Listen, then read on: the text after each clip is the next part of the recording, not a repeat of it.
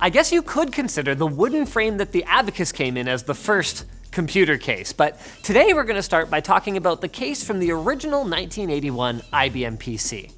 The original personal computer from Big Blue was obviously a tremendously important computing platform, but the chassis was also notable for influencing what most PCs would look like for the next couple of decades. It was that standard beige box with a couple of floppy drives accessible on the front, as well as expansion slots and a keyboard port on the back.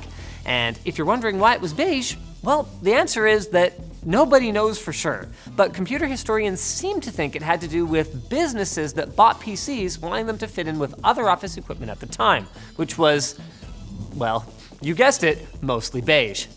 How exciting. Anywho, PC cases didn't change too much outwardly for about 20 years, aside from the addition of 3.5-inch floppy and later optical drives. But there were some major changes on the inside when it came to form factor, the standardized size for key components like the motherboard and power supply.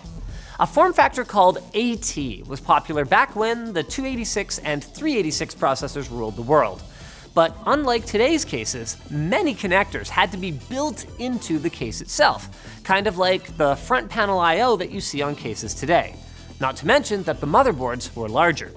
ATX came onto the scene in 1995, and not only did it make for smaller PCs, but it introduced the modern concept of the I/O panel on the back of the motherboard. Because ATX didn't rely so much on connectors that were already built into the case, it gave motherboard manufacturers much more flexibility as to which interfaces they wanted to support, and made it easier for users to upgrade their computer without changing out the case.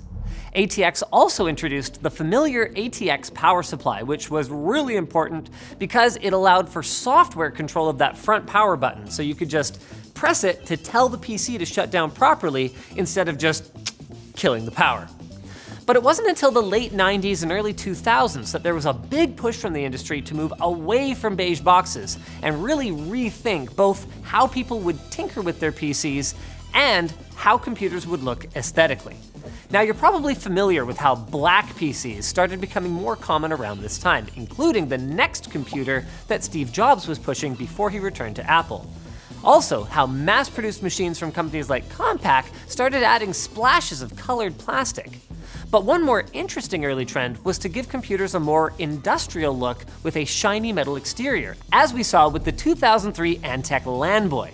It featured a lightweight aluminum chassis to allow it to be taken to LAN parties more easily, and even had a side panel window so you could show off your totally sick Athlon XP and be the envy of your fellow nerds.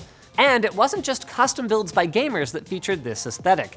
Apple also jumped on this train with the Power Mac G5 with its famous cheese grater front panel that inspired the Mac Pros that you can buy today.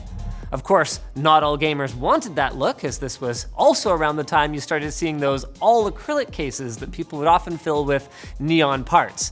Those builds did look extremely messy, but hey, they were a heck of a lot more interesting than buying a beige box from Dell.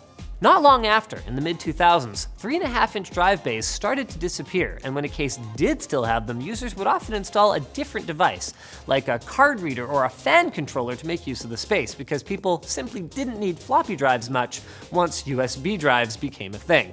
So people were now thinking then about removing unnecessary features from cases rather than adding more. Combine this with the continued popularity of windowed cases, and design philosophies shifted towards making builds look more tidy and elegant. Hence, built-in cable management features becoming popular in the late 2000s, tempered glass in the mid-2010s, and of course, more minimalistic aesthetics overall, driven in no small part by fractal design. Even tackier designs, like the infamous Antec LAN-Boy Air, which could fit over 24 fans and featured bungee supports for hard drives, used modularity as their ethos, so the case was supposed to be easy to rearrange or strip down as the user saw fit. It wasn't. This was also a time where components were becoming more powerful than ever, and real thought needed to be put into ensuring that systems were cooled properly. The Antec P180 from 2006, These guys really weren't afraid to innovate, were they? Featured a separate chamber for power supply cooling, similar to today's power supply basements. And in the early 2010s, we started to see cases make excellent use of the space once taken up by clunky bays for optical drives and full-size hard disks, and instead dedicate it to water cooling radiators and reservoirs. And even gamers not running a fancy liquid cooling setup often could use that space as one gigantic air intake. Oh yeah, and somewhere in there, RGB happened. People really like RGB. That did merit a mention. Just like our sponsor. Thanks to iFixit for sponsoring today's video. iFixit makes compact toolkits with all the essential bits you need to fix small electronics. The Minnow has 16 steel driver bits that work with most laptops, desktops, and smartphones. The Moray has 32 bits with the additional bits for fixing things like home appliances and furniture, and both of them have magnetic lids, built-in sorting trays, and a 4mm swivel top driver. It's all wrapped up in a nice canvas tool roll and backed by iFixit's lifetime warranty. So repair your devices today and learn more by going to ifixit.com/techquickie. Thanks for watching, guys. Leave a like or dislike depending how you felt. Check out our other videos and leave a comment if you have a suggestion for a future Fast as Possible. And don't forget to subscribe.